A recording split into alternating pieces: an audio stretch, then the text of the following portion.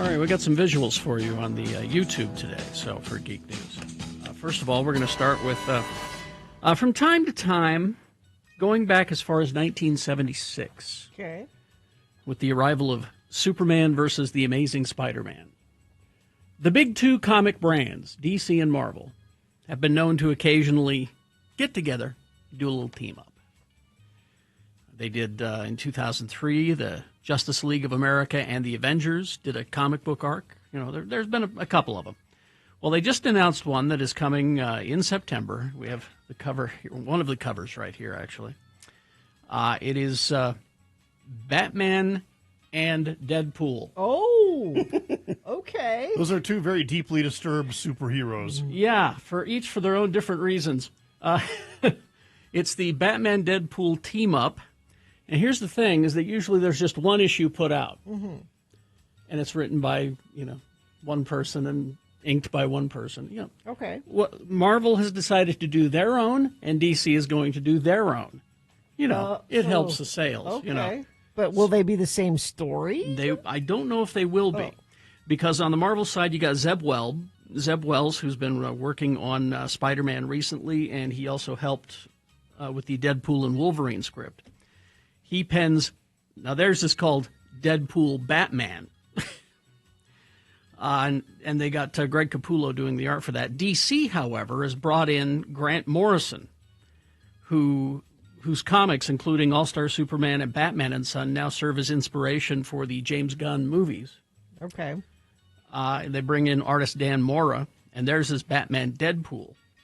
Now, the story will kick off September 17th. It tells how Wade Wilson is hired for a job in Gotham City that puts him in the crosshairs of the world's greatest detective. I was going to say, this looks like they're fighting each other, not fighting When together. superheroes meet, what's the rule? Oh, I'm sorry. When superheroes meet for the first time, they have to fight. And then they team up. And then they team Okay. up. Don't be surprised if the Joker shows up. I'm just saying. I got nothing to go on but my gut. But I wouldn't be surprised. They're smart at what they do. Mm-hmm. Of course, the Joker's going to show up. Speaking of Deadpool, Ryan Reynolds, who's had tremendous success with the Deadpool movies, is urging Disney to do an R-rated Star Wars. He says, I pitched this to Disney. Why not do an R-rated Star Wars property? It doesn't have to be overt A-plus characters. There's a wide range of characters you could use, and I don't mean R-rated to be vulgar. R-rated as a Trojan horse for emotion.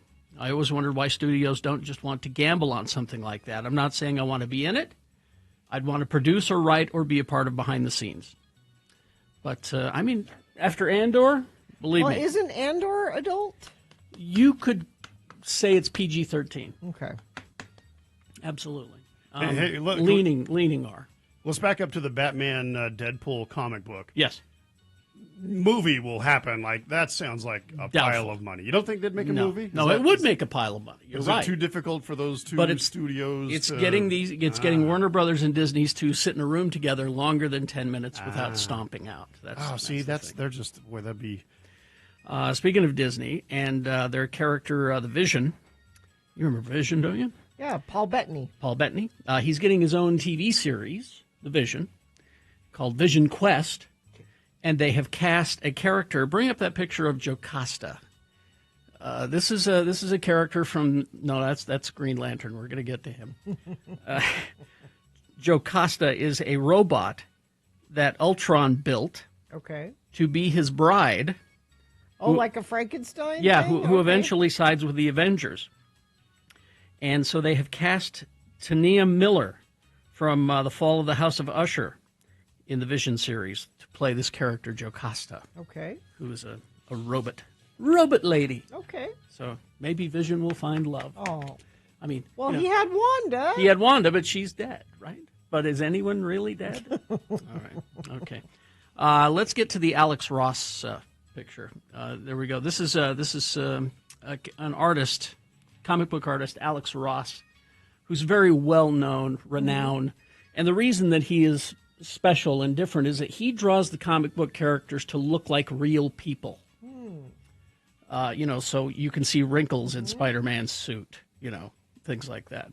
That's how he draws them, is to look like real people. He's got an art piece, an art exhibit coming up June 28th. Oh, no, wait. It's June 29th through February 16th. If you happen to be in Illinois, you Someone might. just Google A Night with Alex Ross, and it will. It's the Dunn Museum. And you can go and take a look at all of his work. Let's bring up the Guy Gardner picture now.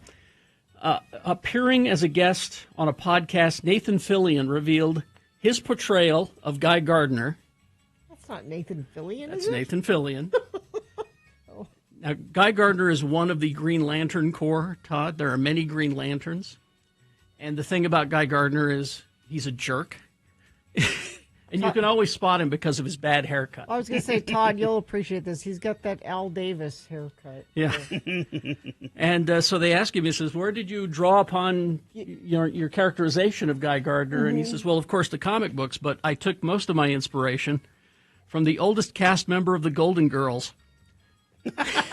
I see the resemblance. Estelle Getty, Sophia Petrillo, just said whatever she wanted to say. There was no filter. Just whatever it is, there it is. She's going to say it.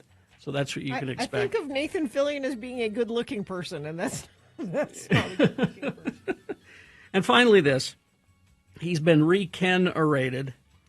Nkudi Gatwa, who is the current Doctor Who, Okay. he's going to be a Barbie. But this is not his first time. He's been in was he in the Barbie movie? He was in the Barbie movie as a Ken. All right, so there you go.